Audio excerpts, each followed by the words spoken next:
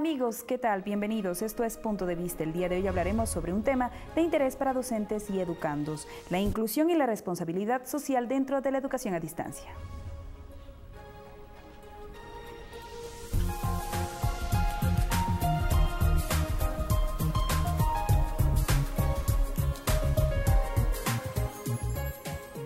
De regreso presentamos entonces a las personas que nos acompañan en nuestro panel el día de hoy. Se encuentra con nosotros el doctor Juan Gimeno, quien es rector de la Universidad Nacional de Educación a Distancia, UNED de España. Se encuentra la doctora Rosario de Rivas, directora de modalidad abierta y a distancia de la Universidad Técnica Particular de Loja. Y nos acompaña el doctor Jesús Sebastián, experto en cooperación universitaria. Muchas gracias por acompañarnos el día de hoy aquí en Punto de Vista. Hablaremos sobre este tema que es de gran interés y sobre todo que se está tratando mucho en la palestra de la actualidad educativa.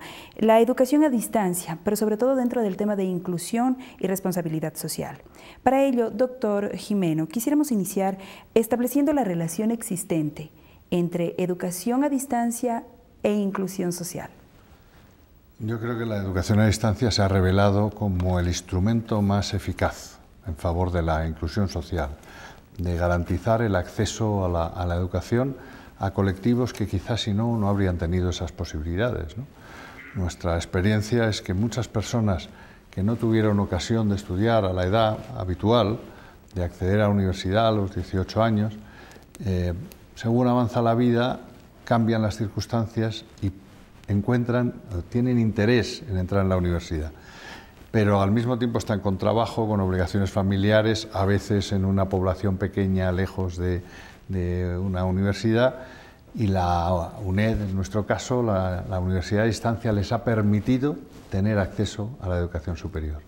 Si además hablamos de colectivos concretos con especiales dificultades, pues, personas con discapacidad, mujeres con especiales obligaciones, hasta en nuestro caso atención a reclusos en centros penitenciarios, hay muchas posibilidades que la enseñanza a distancia favorece llegar a todos los lugares y a todas las circunstancias.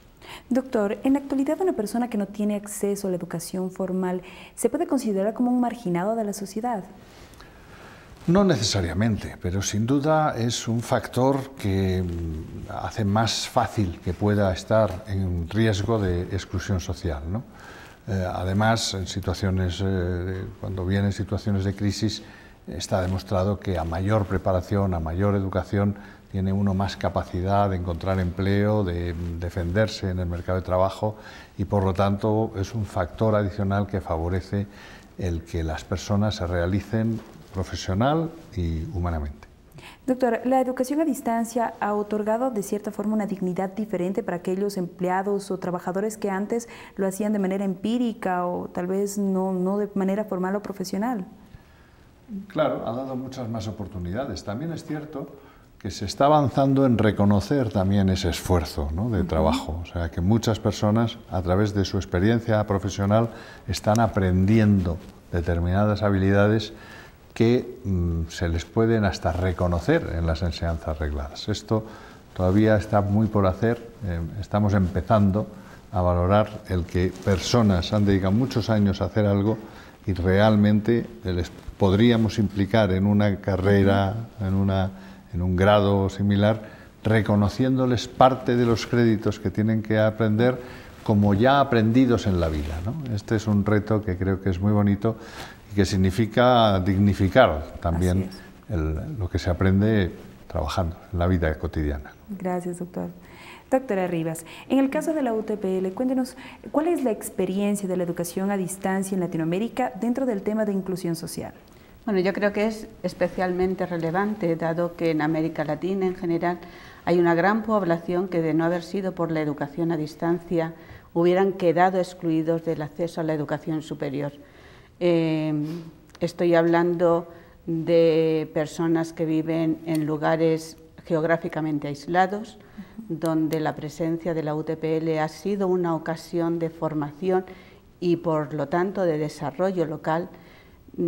Personas, como muy bien se ha dicho, que tienen responsabilidades laborales, familiares o de otro tipo que les impide asistir a una educación presencial, incluso por la edad.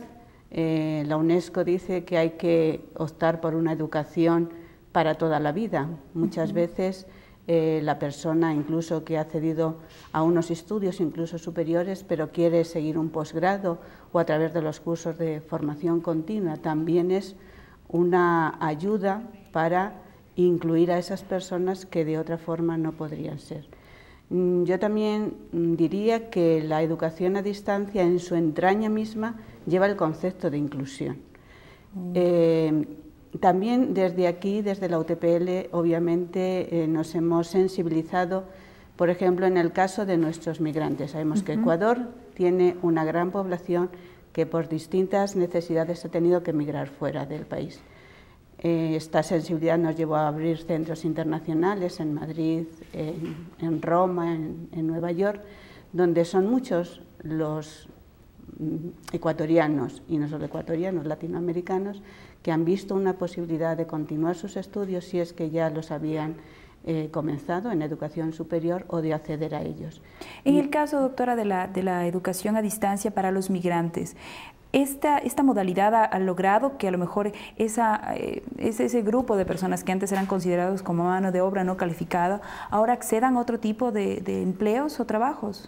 Efectivamente, como ya decía el rector de la UNED, el estar mayor capacitados, existen muchas más posibilidades. Personas que tenían unos trabajos muy dignos pero no cualificados han podido acceder profesionalmente a puestos de trabajo superiores, por así decirlo, con una mayor responsabilidad, y esto nos alegra, nos llena de orgullo en el sentido de que la modalidad a distancia ha podido favorecer a estas personas y brindarles una vida mejor, un bienestar, una estabilidad, porque muchas veces no es difícil abrirse caminos en un país que no es en el que se ha nacido. Gracias, doctora. Doctor, en este caso, ¿cómo se ha visto, por ejemplo, en el tema de migrantes, la inclusión de los mismos al campo laboral profesional? ¿Es efectivo? Por ejemplo, los títulos que se obtienen en la educación a distancia, ¿son válidos y reconocidos dentro del campo laboral, por ejemplo, en Europa? Bueno, depende de dónde proceda el título. Digamos que dentro de Europa no hay ningún problema, porque digamos que es un título concedido por alguna institución de educación superior, alguna universidad europea, el reconocimiento es mucho más sencillo. En el caso de países que no tienen, digamos, acuerdos gubernamentales de reconocimiento oficiales de título, pues eso está un poco ligado a la existencia de esos acuerdos y a las normativas que existen en cada país, ¿no? No soy especialmente especialista en este tema, pero... Le puedo ampliar la información, ¿no? En el caso de España, por ejemplo, la UNED no solo tiene reconocimiento oficial en sus títulos, sino que es la universidad mayor de toda España, ¿no? Tiene más de 200.000 estudiantes, sus títulos tienen la misma validez que cualquier otra universidad e incluso están más reconocidos porque sí, es verdad que al principio había el miedo que existe en algunos países, es decir, esto de aprender a distancia va a ser de segunda división, pero muchos años, vamos a cumplir 40 años de rigor, de exigencia en los exámenes, de que nuestros propios titulados, los egresados, son nuestra mejor publicidad, ¿no? Porque salen extraordinariamente formados y están dando unos resultados fantásticos tanto en la empresa como, por ejemplo, un signo objetivo en las oposiciones de acceso a la función pública, donde nuestros titulados son siempre de los mejor situados, ¿no? Y eso ha contribuido a que sean unos títulos absolutamente prestigiados. Si a eso añadimos que con las tecnologías actuales prácticamente todas las universidades están entrando a tener parte de su formación también a distancia, significa que este miedo que podía existir hace unos años ahora se convierte casi en lo contrario, en cómo garantizar el que realmente una universidad es de calidad, independientemente de que sea presencial o a distancia. Yo creo que lo importante es avanzar por ahí, por acreditar la calidad de los estudios y de la formación. Gracias, doctor. Sí, efectivamente, vamos, yo estaba contestando la pregunta desde el punto de vista del reconocimiento internacional. Y desde el punto de vista del reconocimiento internacional, un título universitario de la UNED es idéntico a un título universitario de la Universidad Complutense de Madrid.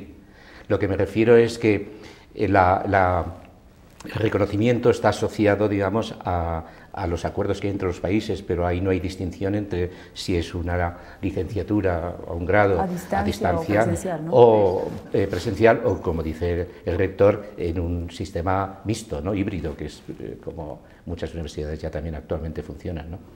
Doctor Sebastián, dentro de la educación a distancia, ¿el factor costos es un aspecto inclusor o limitante?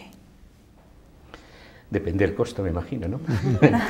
En el caso de España, no, el coste de la UNED es idéntico al de cualquier universidad presencial, ¿no? Tiene precios públicos iguales, sí, claro, prácticamente iguales, un poquito más bajos a lo mejor que las demás universidades.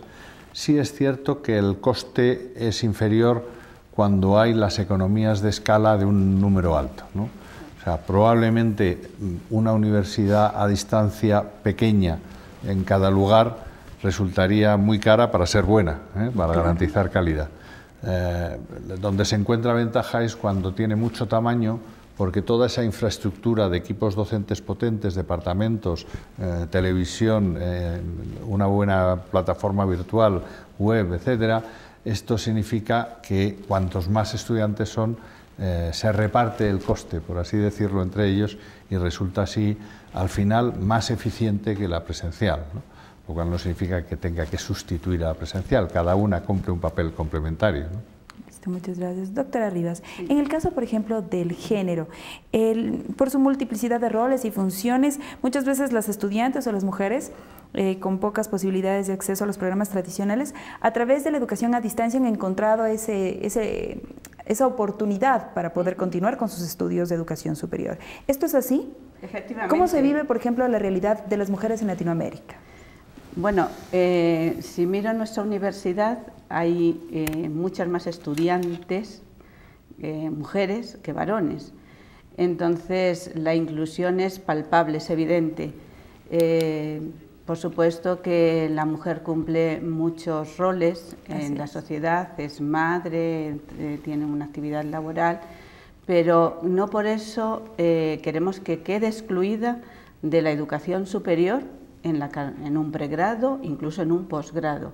Entonces, tenemos que brindarles estas posibilidades a través de la educación a distancia, que tiene también en su entraña esta flexibilidad de que puede elegir el ritmo con el que puede ir formándose, respetando esas obligaciones que también tiene.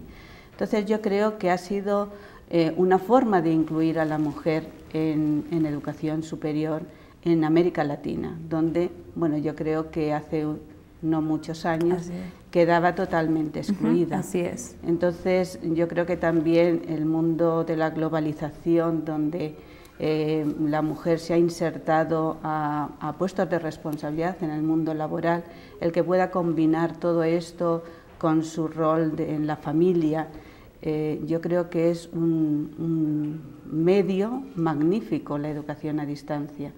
Entonces, creo que ha sido realmente inclusiva en este caso del género. De género, ¿no? Listo, muchas gracias. Doctor. Yo quería hacer una matización en cuanto a la relación con la inclusión, ¿no? Aquí hemos puesto en esta tertulia, digamos, un énfasis especial en entender la inclusión como facilitar el acceso. Okay.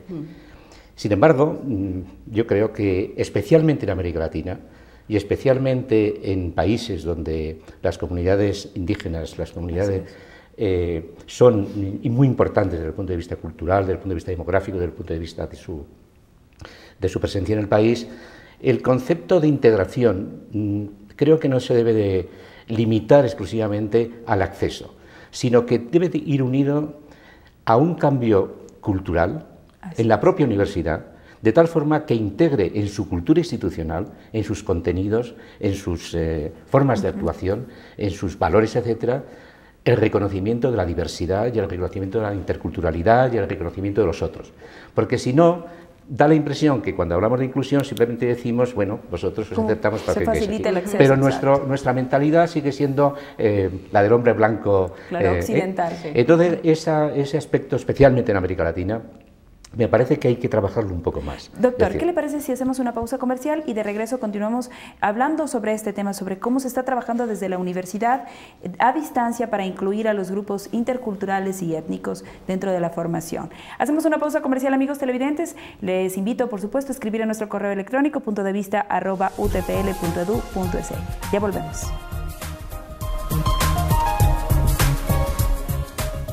Cuando eres joven, la vida está llena de decisiones a cada paso. Si te atreves o no a decírselo, escoger cómo quieres verte. Tu tipo de música, los amigos. Pero llega un punto en el que debes decidir algo muy importante, tu futuro profesional. Si la vocación está en ti, decide bien. Decide estudiar en una universidad que te brinde una sólida formación. Decide estudiar en la UTPL. UTPL, decide ser más. Alguien estudió la electricidad volando una cometa. Alguien formuló una ley al ver caer una manzana. Alguien se propuso llegar a la luna y lo hizo posible. Alguien creyó que en una mano sobra lugar para todo. Alguien comprendió que el conocimiento puede cambiar el mundo. Tú puedes ser ese alguien. Universidad Técnica Particular de Loja. Decide ser más.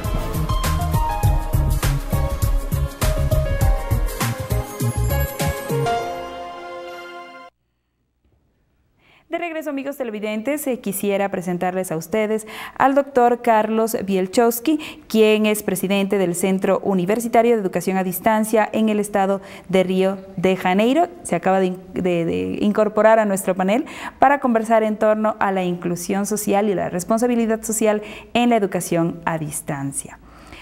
Doctor Sebastián, habíamos quedado con un tema muy interesante dentro del bloque anterior para tratarlo en torno a cómo se está trabajando dentro de la educación a distancia para atender a aquellos grupos interculturales y étnicos que también se han incluido gracias al acceso a la universidad, pero que necesitan que sus, valga la redundancia, sus necesidades sean atendidas dentro del tema, por ejemplo, de lenguaje, dentro del tema de cultura, costumbres, en torno a la educación. Sí. ¿Cómo se está trabajando? Bueno, hay diferentes experiencias, ¿no? De hecho, hay un trabajo muy interesante que ha hecho el Instituto de Educación Superior para América Latina de la UNESCO, tiene su sede en Caracas, haciendo un análisis de los diferentes modelos que se pueden observar en América Latina, ¿no?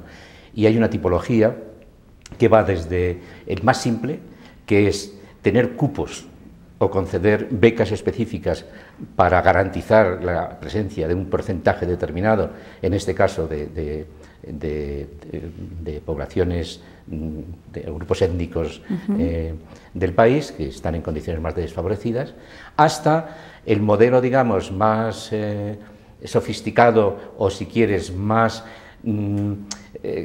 centrado en el tema, que son la red de universidades interculturales que hay en México. Es decir, creados por la Secretaría de Educación Pública.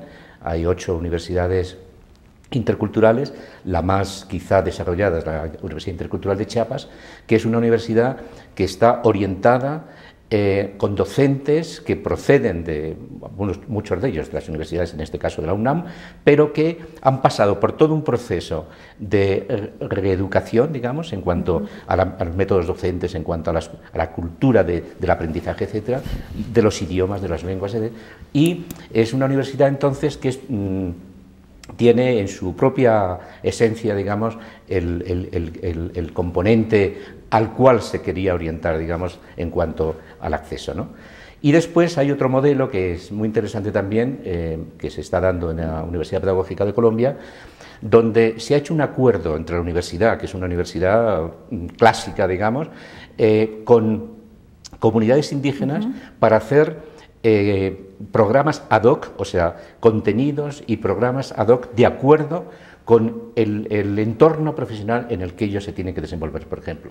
Allí, por ejemplo, en el tema de la educación o en el tema de la sanidad. Es decir, incorporar en el propio currículum toda una serie de visiones, de enfoques, de contenidos y de métodos docentes que pueden ser mucho más adecuados desde el punto de vista de las comunidades en las cuales después se tienen que desarrollar. ¿Son programas especiales para estas comunidades? Son títulos, sí, son títulos como cualquier otro título concedido por la universidad, pero que sus contenidos se han pactado con las comunidades a las cuales se quieren orientar, ¿no? Listo, muchas gracias, doctor. Jimeno, ¿cómo se está trabajando dentro de la UNED, por ejemplo, dentro de este tema? Interculturalidad y pues la multidisciplinidad étnica que existe muchas veces en los países grandes, como por ejemplo España y en fin, en Europa. Claro, ahí tenemos dos tipos de cuestiones que tenemos que tratar un poco de forma diferente, ¿no? Por un lado, la atención a la población que viene de otros países, de otras culturas. Ahí tenemos un programa especial relacionados con las asociaciones de inmigrantes para facilitar y tener programas especiales para facilitar su acceso a la universidad, ¿no?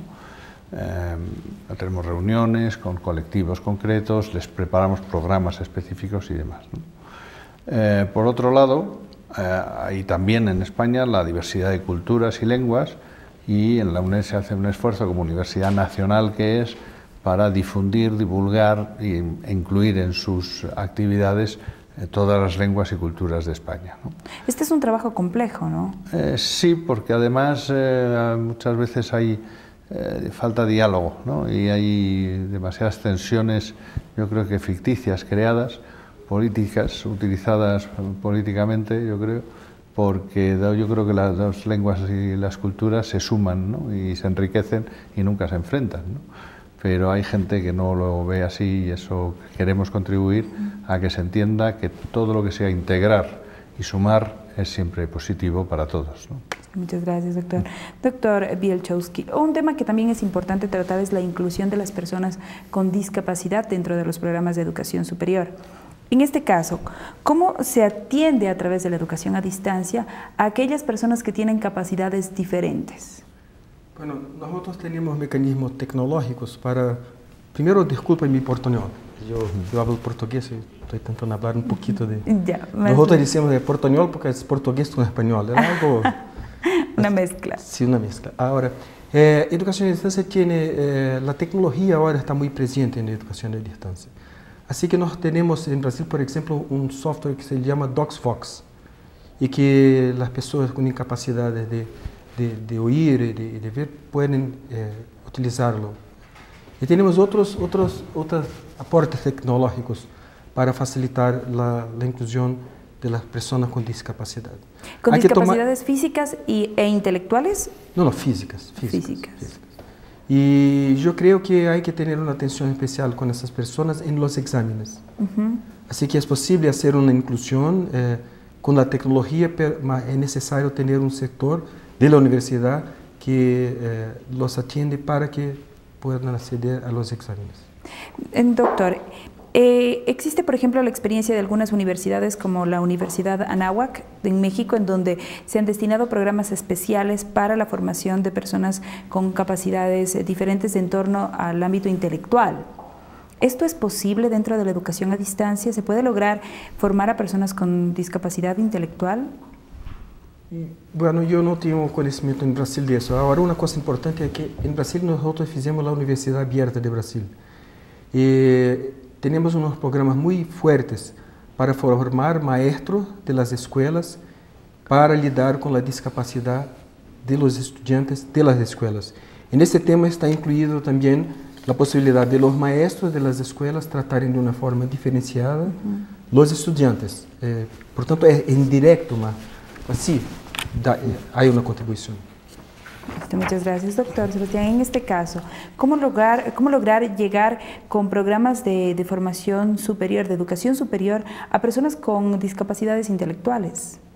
¿Se está haciendo? ¿Qué es lo que se está haciendo en las universidades? Bueno, ahí yo veo que existe una barrera, y es que tienen que haber sido personas que hayan superado, digamos, la formación media, bachillerato, como cada país se llame, con lo cual ya estamos hablando de una discapacidad relativa, ¿no? Yo creo que la barrera ahí no está, digamos, en la educación superior, está probablemente más abajo, ¿no? en el ciclo educativo. Doctor Bielczewski. Sí, me gustaría de añadir el siguiente. Un aspecto fundamental en Brasil, yo vivo en Brasil, estamos hablando de de este caso.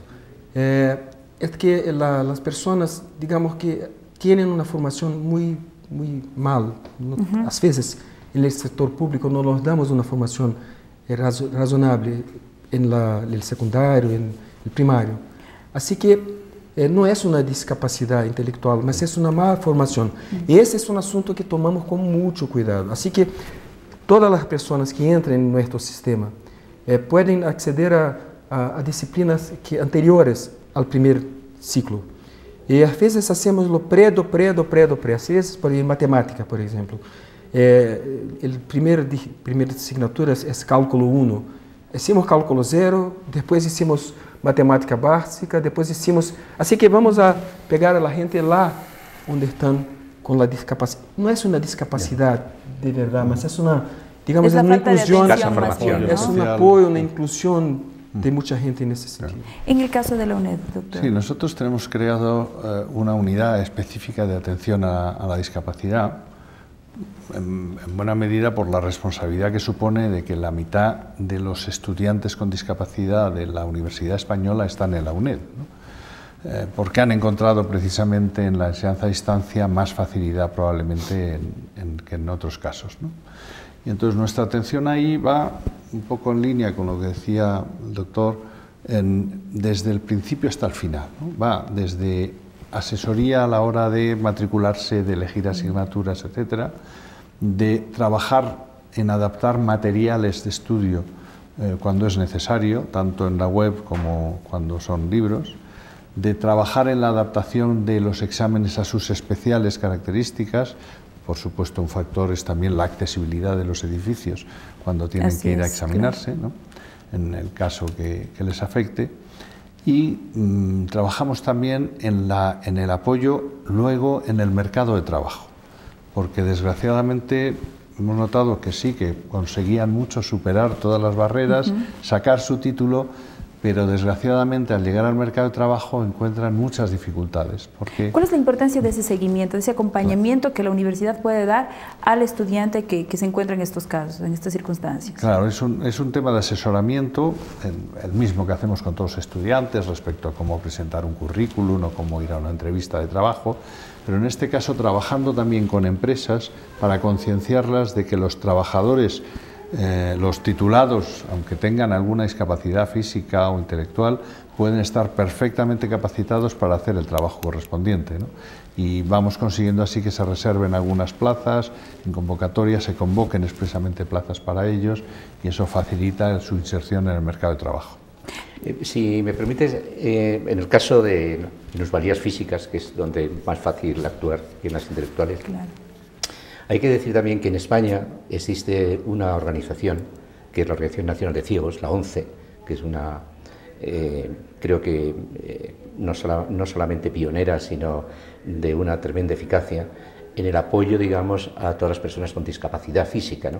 Empezó con ciegos y después ha seguido con otras. Y ellos mismos han elaborado softwares, han elaborado materiales, herramientas para el aprendizaje, para la adaptación. Es decir, que en España hay un buen acompañamiento a través de la Fundación ONCE en cuanto a poder afrontar, además es una fundación que tiene cierta capacidad financiera, puesto que tiene los principales juegos de azar en España, o sea que los gestiona, y ha sido muy responsable desde el punto de vista de encontrar alternativas, tanto en el campo de la educación como en el campo laboral, a personas con discapacidades físicas, ¿no? Doctor Sebastián, hemos estado hablando de los diferentes grupos y un tema que se ha tocado como factor común es la inclusión de las nuevas tecnologías como facilitador o mecanismo para lograr esta inclusión de los estudiantes a distancia. ¿Cómo los ambientes virtuales se han convertido en esta herramienta de inclusión o que facilita la inclusión de los estudiantes a distancia?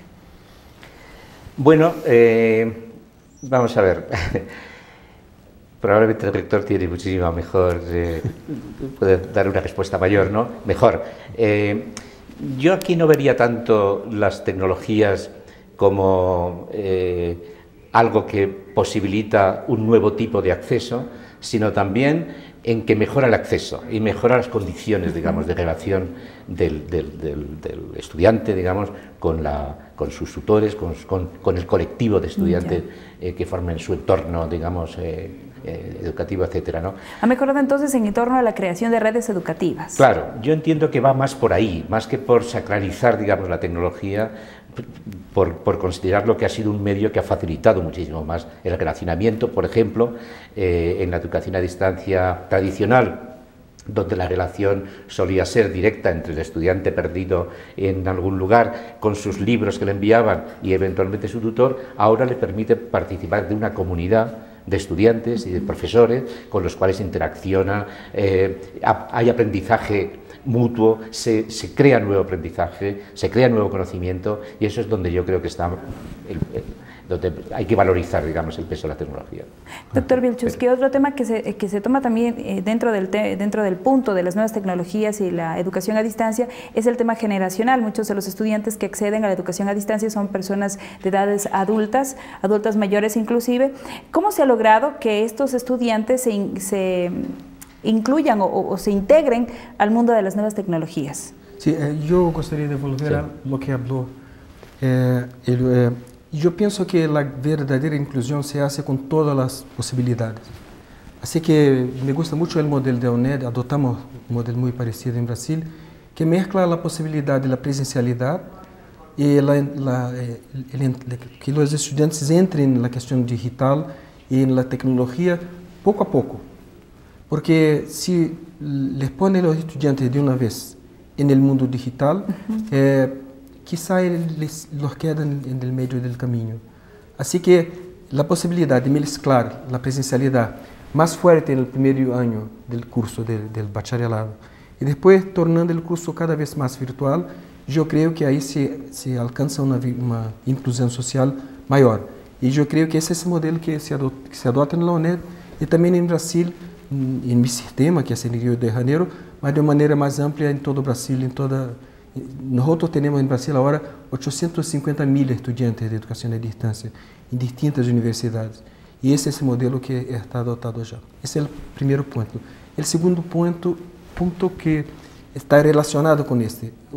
Así, los estudiantes que vienen del mercado laboral y que venían en el pasado también, si le ofrece la posibilidad de entrar poco a poco en el mundo digital con una capacitación, con un proyecto, no se pierden y así adquieren la posibilidad de tener una autonomía digital. Yo creo que eso es muy importante en el mercado laboral. Pero ¿se puede dar esta formación personalizada? Porque habrán personas que a lo mejor si no han tenido en ningún momento de su vida acceso a las nuevas tecnologías, pero habrán otros que en cambio las manejen por completo. Sí, pero el sistema es dual. Si el estudiante le gusta estar en el mundo virtual, está bien que se quede en el mundo virtual, está desde el principio ofrecido la posibilidad, mas si no está acostumbrado con el mundo virtual, se da una atención especial en el principio para que está bien en el mundo digital y ahí se va. Disculpa. Precisamente la enseñanza a distancia lo que da es muchísima flexibilidad. Y sin duda las nuevas tecnologías, que son nuevas todos los días, van dando cada vez mayores posibilidades de apoyo. De modo que ahí cada estudiante elige en qué pone el acento, si quiere más presencialidad en un momento o en otro, si quiere más virtualidad, si quiere utilizar más imágenes, menos, porque la universidad lo que hace es ponerle instrumentos de apoyo a su alcance. Y atención tutorial también, que es fundamental, ¿no? Y eso sí hace que se adapte a las necesidades específicas de cada uno. Y también yo creo que un aspecto, por ejemplo, por el que se refuerza la capacidad inclusiva de las tecnologías está en que cada uno se marca el ritmo, ¿no? Muchas veces la persona con discapacidad lo que es depende mucho de las características, pero a lo mejor es un poco más lenta, porque o escucha peor o le cuesta más entender algo o leer algo. Aquí él marca su ritmo y por lo tanto al final del camino habrá llegado como en la fábula de la tortuga, más rápido, a su ritmo, pero acaba llegando, ¿no? Y ese es el instrumento fundamental que tenemos que hacer, de conseguir que cada estudiante encuentre la respuesta que necesita. Listo, muchas gracias, doctor.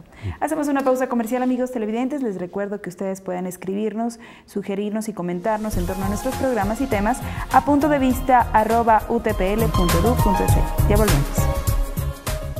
Cuando eres joven, la vida está llena de decisiones a cada paso. Si te atreves o no a decírselo, escoger cómo quieres verte. Tu tipo de música, los amigos. Pero llega un punto en el que debes decidir algo muy importante, tu futuro profesional. Si la vocación está en ti, decide bien. Decide estudiar en una universidad que te brinde una sólida formación. Decide estudiar en la UTPL. UTPL, decide ser más. Alguien estudió la electricidad volando una cometa. Alguien formuló una ley al ver caer una manzana. Alguien se propuso llegar a la luna y lo hizo posible. Alguien creyó que en una mano sobra lugar para todo. Alguien comprendió que el conocimiento puede cambiar el mundo. Tú puedes ser ese alguien. Universidad Técnica Particular de Loja. Decide ser más.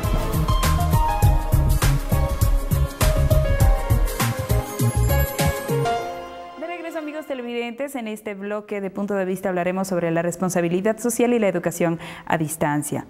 Doctor, aparte de la formación académica, ¿cómo la educación a distancia forma en valores a sus estudiantes? ¿Qué clase de personas se están formando y para qué? Pregunta difícil, ¿no? Vamos a ver. Sí que es cierto que la universidad cada vez es más consciente que se hablaba siempre de dos tareas fundamentales, docencia e investigación, ¿no? Y no se podía entender una universidad que no tuviera bien estas dos patas, ¿no? Y ahora cada vez somos más conscientes de que hay una tercera, que es la responsabilidad social. Es decir, no puede la universidad vivir hacia adentro, sino volcar hacia la sociedad sus conocimientos, sus aportaciones, ¿no? Esto es muy complejo. Responsabilidad social incluye muchas cosas, incluye desde comportamientos de sostenibilidad, etcétera, a también, por supuesto, una cierta forma de actuar conforme a unos valores, ¿no?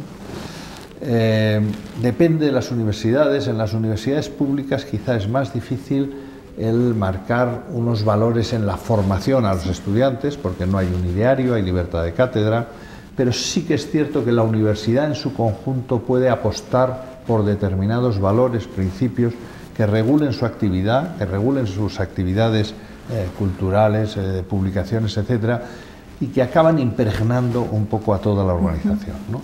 Y en eso yo creo que las universidades más responsables estamos avanzando en que realmente nuestro comportamiento sea un comportamiento responsable en todos los sentidos, ¿no? La persona que se está formando desde la educación a distancia, ¿tiene las competencias como para participar de esa transformación que la sociedad requiere? Puede tenerlas en la medida en que se marquen como objetivos, evidentemente. La educación a distancia puede ser tan o más eficaz que la presencial en cualquier formación que se desee hacer, ¿no? Trabajo en equipo, prácticas, etcétera, y por supuesto en determinadas concepciones, ¿no? Según el acento que se quiera poner en la formación. Muchas gracias, doctor. Doctor Bielchowski, en el caso de las personas que se forman a través de la educación a distancia, ellos muchas veces de manera paralela se encuentran ya involucrados dentro del campo laboral. ¿Son personas más sensibles dentro de los temas de compromiso social, por ejemplo, de responsabilidad social, por vivir ya de cerca la realidad que muchas veces es injusta? Yo pienso que un poco sí. Hay una cosa de educación a distancia que la metodología conduce a una mayor autonomía, una mayor fricción en general. Ese está en el método.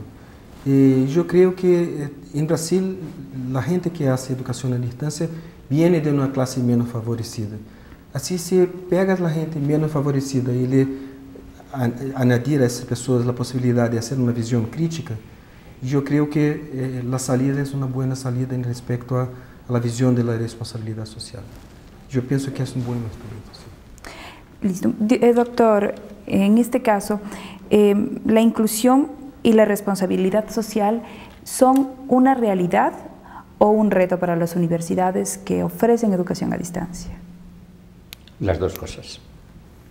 Quiero decir, también depende de las... En fin, las universidades no son todas iguales, ¿no? Hay heterogeneidad, es un ecosistema complejo. Pero, en principio, yo creo que hay, en fin, universidades, las que participan concretamente de la asociación de IESAD, que tienen, digamos, incorporada esa cultura, digamos, de favorecer la inclusión, y yo creo que también la responsabilidad social.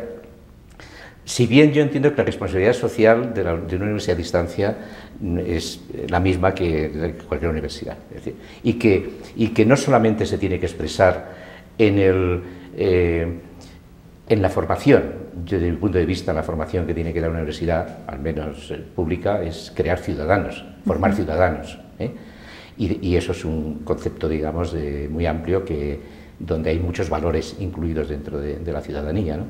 Pero no solo eso, yo entiendo que la responsabilidad social se expresa en la gobernanza. En el quehacer institucional, ¿no? En la gobernanza, en los procesos, en la cultura institucional, se expresa en la formación, se expresa en la investigación, qué se investiga, para qué se investiga, para quién se investiga, y se expresa también en la vinculación de la sociedad que antiguamente llamábamos extensión y que hoy se llama de muchas maneras, ¿no?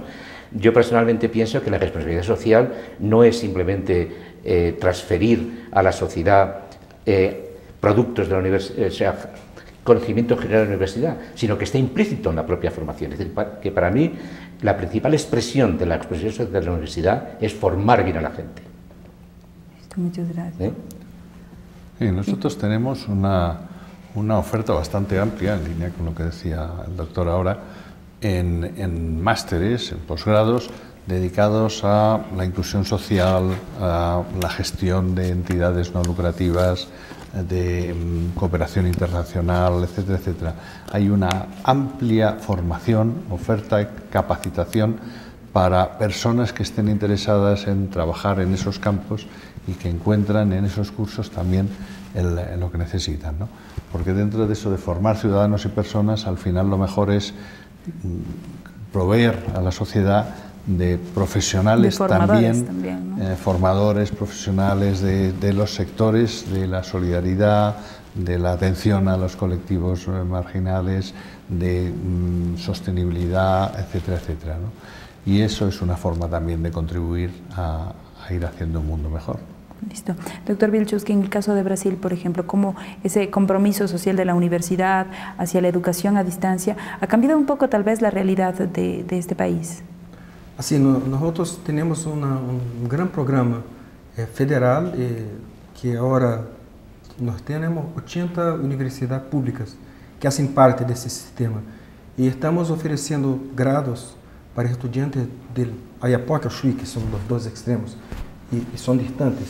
Así que en medio de la floresta amazónica, en sitios que no teníamos la posibilidad de hacer una enseñanza superior y otros grados que se ofrecen, ahora estamos utilizando esa metodología y trayendo los estudiantes que, caso contrario, no terían posibilidad.